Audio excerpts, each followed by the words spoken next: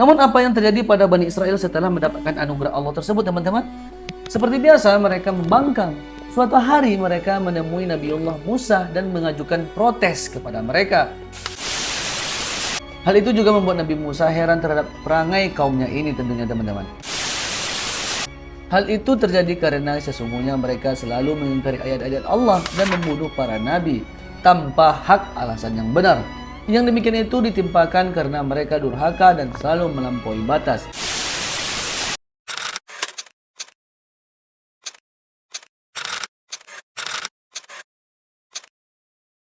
Bismillahirrahmanirrahim. Assalamualaikum warahmatullahi wabarakatuh. Selamat datang di Islamika Area, teman-teman. Kita ketahui bersama, Al-Quran juga menjadi sumber ilmu pengetahuan yang tidak hanya dibahas permasalahan hukum agama saja, namun lebih dari itu. Di dalamnya membahas banyak kisah-kisah para nabi, kisah-kisah yang tauladan yang menjadi cikal bakal pengetahuan. Kalangan para ulama yang termuka tentunya, teman-teman, juga berpandangan kitabullah itu menjadi salah satu bukti kebenaran dari berbagai bidang ilmu pengetahuan, seperti yang telah dikarang oleh Imam Al-Ghazali dalam bukunya Ihya Ulumuddin yang dikutip dari perkataan Ibnu Mas'ud. Jika seorang ingin mengetahui pengetahuan masa lampau dan masa modern, selayaknya dia merenungkan isi dalam Al-Quran ini. Dalam memahami isi kandungan dalam Al-Quran ini, teman-teman, ya kita ketahui bersama tidaklah mudah seperti membalikkan telapak tangan. Diperlukan penafsiran yang pada dasarnya dilakukan untuk menyingkap nilai kandungan dan pesan-pesan yang ada di dalamnya. Namun tentu saja tidak semua orang dapat melakukan penafsiran terhadap Al-Quran ini, teman-teman. Yaitu karena terdapat beberapa syarat yang harus dimiliki oleh seorang mufasir yang harus memenuhi kompetensi sebagai seorang ahli di bidangnya, sebagaimana yang dijelaskan dalam ilmu Al-Quran dan tafsir tersebut. Penafsiran Al-Quran ini, teman-teman, merupakan salah satu bagian dalam memahami maksud dan tujuan dari setiap kandungan yang terasa sulit makna kandungan ayatnya. Sedangkan sebuah kisah dalam Al-Quran ini, teman-teman, suatu cara penyampaian ajaran moral dan sejarah dalam Al-Quran yang bertujuan agar menarik manusia kembali ke pelajaran Allah melalui semangat dan ibrah yang terdapat dalam kisah tersebut. Kisah dalam Al-Quran ini selain berupa pengetahuan juga, teman-teman, tetapi juga menjadi suatu keharusan dalam mengimaninya, tentunya dalam segi hakikat kita, kepercayaan kita. Konten kita kali ini berkaitan dengan hamam, manna, dan salwa yang tentunya yang dibahas dalam Al-Quran ini, teman-teman, yang tentunya makanan yang dihidangkan oleh Allah Subhanahu wa Ta'ala untuk para kaum Yahudi. Kisah ini bermula, teman-teman, setelah lepas dari perbudakan bangsa Mesir, teman-teman. Mereka kaum Yahudi ini hidup baru yang dipenuhi rahmat Allah Subhanahu wa Ta'ala, yaitu di bawah kepemimpinan Nabi Musa alaihissalam. Mereka menjadi kaum yang paling mulia kala itu. Namun saat hidup baru inilah banyak cerita menarik yang justru membuktikan sifat pembangkangan Bani Israel ini, tentunya, teman-teman. Al-Kisah setelah menyelamatkan diri dari Mesir, Bani Israel digiring Nabi Musa menuju tanah yang dijanjikan, yaitu Palestina. Tentu bukan perjalanan yang singkat, apalagi kala itu tidak ada arah jalan dan rutenya pun didominasi padang pasir. Dengan kekuasaan Allah Ta'ala, bisa saja Allah mempercepat perjalanannya mereka. Namun dengan hikmahnya dari Allah Subhanahu wa Ta'ala, banyak peristiwa terjadi selama perjalanan tersebut, tentunya, teman-teman. Nah, salah satu kisahnya dengan sifat Bani Israel yang suka membangkang kepada Nabi Musa, teman-teman, membuat Allah geram hingga membuat mereka berputar-putar di padang pasir tak sampai ke tempat tujuannya itu, teman-teman. Meski diganjar berpuluh tahun lamanya, dia tidak sampai ke tanah Palestina yang tanah yang dijanjikan itu, teman-teman. Bani Israel masih saja mendapat rahmat Allah yang Maha Kasih dan sayangnya yang begitu luas. Allah mengutus awan untuk menaungi mereka, teman-teman. Alhasil mereka tak pernah merasakan panas yang sangat terik, meski di padang pasir yang menyengat sekalipun. Untuk minum, Allah pun memberikan mukjizat kepada Nabi Musa. Sang Nabiullah memukulkan tongkatnya ke sebuah batu hingga mengalirlah 12 mata air. Jumlah mata air ini sesuai dengan jumlah kabilah kaumnya. Dengan rahmat Allah tersebut, Bani Israel hidup tenang di sebuah kawasan di padang Sahara. Mereka bertahun-tahun berputar-putar di padang tersebut.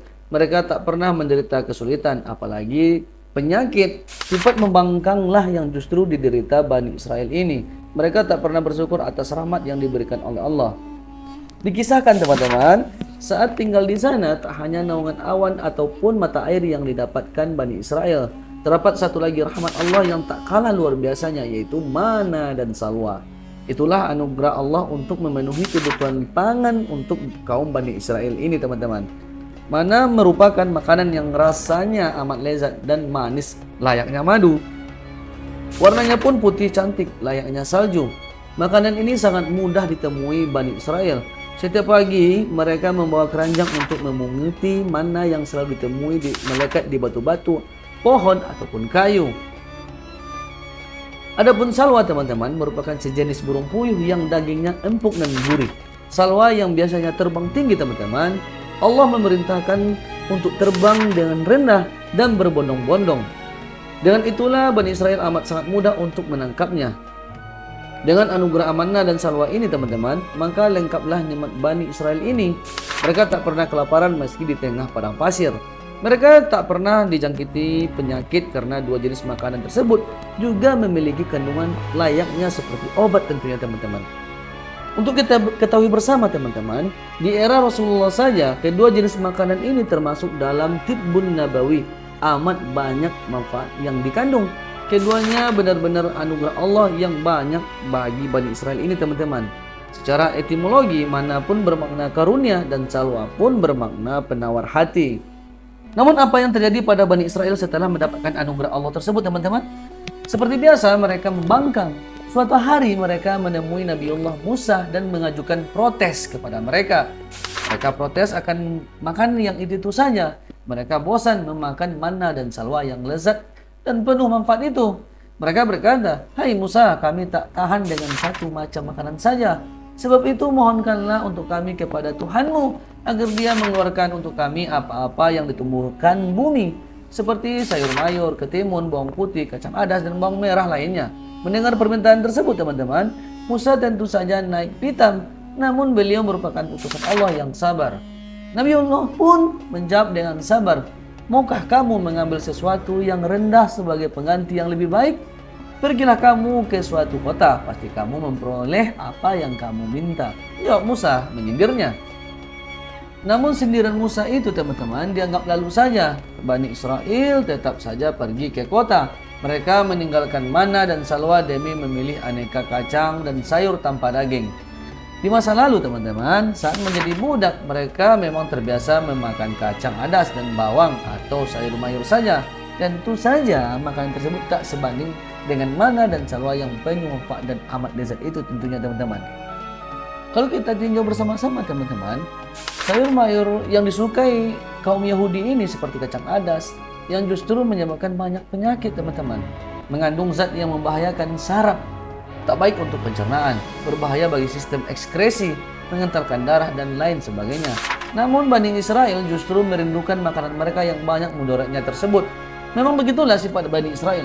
Mereka gemar membangkang dan memulai hal sesuka hati mereka. Allah pun berfirman tentunya teman-teman, "Dan kami naungi kamu dengan awan dan kami turunkan kepadamu manna dan salwa. Makanlah dari makanan yang baik-baik yang telah kami berikan kepada kamu. Dan tidaklah mereka menganiaya kami, dan tetapi merekalah yang menganiaya diri mereka sendiri." Ini surat Al-Baqarah ayat 57 teman-teman. Dari kisah tersebut tentunya teman-teman, kita bisa mengambil kesimpulan bahwasanya kaum Yahudi mempunyai sikap yang tidak bersyukur terhadap Allah atau pemberian Allah ini teman-teman. Hal ini merupakan sikap yang tercela yang wajib dijauhi oleh umat Islam. Seperti yang telah digambarkan oleh Bani Israel ketika mereka berada di padang Tih. Mereka diberikan berbagai nikmat berupa makanan yaitu manna dan salwa yang sangat sehat dan berkhasiat. Juga memiliki kekhususan yakni tidak diberikan pada umat manapun. Namun mereka malah meminta makanan yang umumnya banyak dimakan oleh kebanyakan manusia yaitu seperti bawang-bawangan, adas, kacang, sayur, dan mentimun. Hal itu juga membuat Nabi Musa heran terhadap perangai kaumnya ini tentunya teman-teman. Tentu salah satu sifat alamiah manusia diantaranya tidak pernah merasa cukup. Dengan kapasitas iman yang lemah, emosi dan hawa nafsu menjadi pemegang kendali dalam kehidupannya, Salah satu contoh terjadi pada kaum Yahudi yang dengan congkak mengatakan bahwa makanan yang telah dianugerahkan kepada mereka cenderung itu-itu saja. Sehingga atas sikap tidak bersyukurnya mereka, ingin Allah menukarkan makanan tersebut dengan makanan lain berupa bawang-bawangan dan sayur-sayuran yang secara keunggulannya lebih tinggi kata mereka. Itulah kebodohan mereka, teman-teman.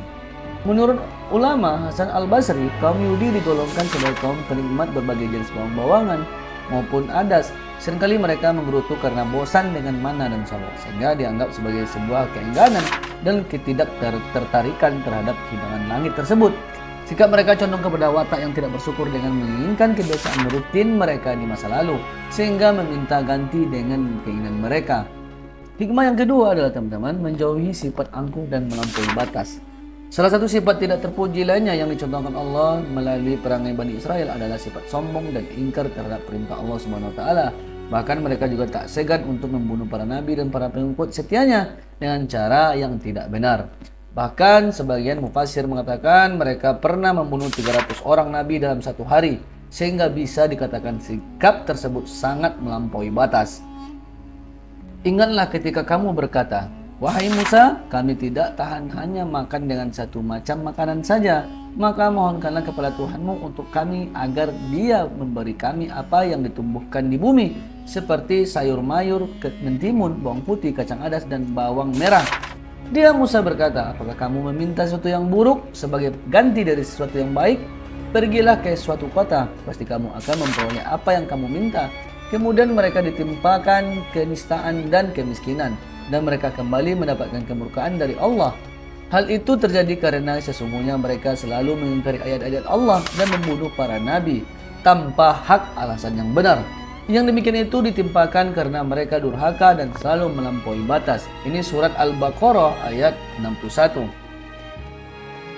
Dari kisah kaum Yahudi ini, teman-teman, kita dapat mengambil pesan yang Allah sampaikan kepada manusia, yaitu berupa teguran dan balasan atau sebab akibat yang telah dilakukan, agar kita senantiasa harus memiliki sifat tawadu dan menjauhi sifat sombong yang menganggap diri lebih eksklusif dari yang lainnya.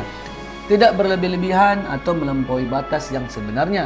Hal ini juga dapat diartikan itu adalah menganiaya diri sendiri. Ya, sebagaimana akan ditimpakan balasan atas perbuatan yang dilakukan seperti kaum Yahudi yang sejatinya membunuh para nabi, sehingga ditimpakan kemiskinan, kehinaan, serta kemurkaan dari Allah Subhanahu wa taala.